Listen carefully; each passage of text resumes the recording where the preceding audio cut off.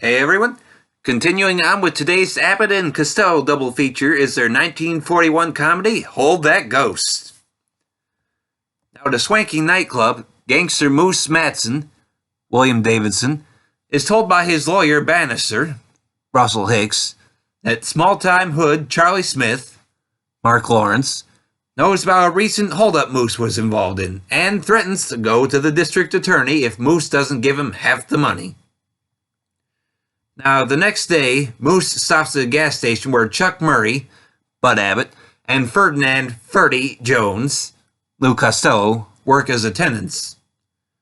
Now, when the police find him there, Moose forces Chuck and Ferdy to drive him away, but the cops shoot him and he dies. Chuck and Ferdy are later told by Bannister that Moose's will stated that anybody with him when he died would inherit Moose's estate. And so Bannister introduces the two of them to Charlie as his associate, who will take them to their inheritance. They end up taking a ride on a bus with a group of other passengers, including Dr. Jackson, Richard Carlson, Camille Brewster, Joan Davis, and Norma Lind, Evelyn Ankers. They go out to an old tavern, which is the inheritance of Chuck and Ferdy.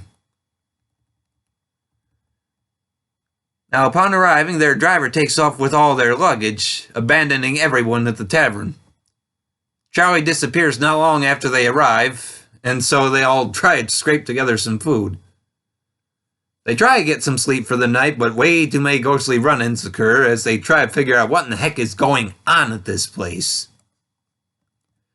Now, after finishing Buck Privates, Abbott and Costello went into production on Hold That Ghost, although the original planned title was Oh Charlie, and the film was to be inspired by their comedy routine, Moving Candle.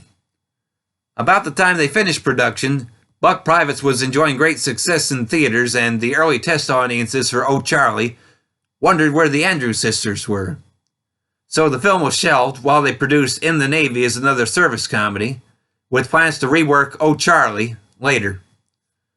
When they resumed production, they decided to add a few more scenes, including the nightclub opening featuring Ted Lewis and the Andrews Sisters, a new ending, which also featured Ted Lewis and the Andrews Sisters, plus making a few changes to other scenes from the movie to make them fit better. However, particularly for the end scene, actress Joan Davis had already moved on to doing another movie for 20th Century Fox that was then unavailable. Now, of course, this movie was a success and opened up new doors for Abbott and Costello beyond the service comedies they've been doing, since audiences like seeing Lou scared. Now, personally, I disagree very strongly with the original test audiences about the movie. I really wish I could see it as Oh Charlie, because I just feel like the scenes with the Andrews Sisters and Ted Lewis just seem way out of place here and completely disconnected. And I especially don't care for Ted Lewis doing the song Me and My Shadow, which is definitely not politically correct with a black performer shadowing him, possibly wearing blackface as well. Just, no. I think the new stuff with the main cast still works, but the movie is definitely best at the Haunted Tavern, with some of their comedy routines, besides the aforementioned Moving Candle, including Changing Room, as Lou keeps ending up in rooms that change as the place was a former casino, with all the slot machines and tables coming in and out of hiding when levers are pulled. Plus you get the Figure of Speech, not to mention their comic ballet, which is a fun little comedy dance featuring Lou and Joan Davis. There's just a lot of fun to be had here. And of course, Lou is always hilarious when frightened. Yeah. The horror aspects certainly work well enough, as you can still feel the tension and terror at those moments. Certainly a wonderful movie that I would recommend highly. And I also recommend skipping through the musical stuff at the start and finish of the movie, since, as I indicated before, it doesn't advance the plot at all here, at all.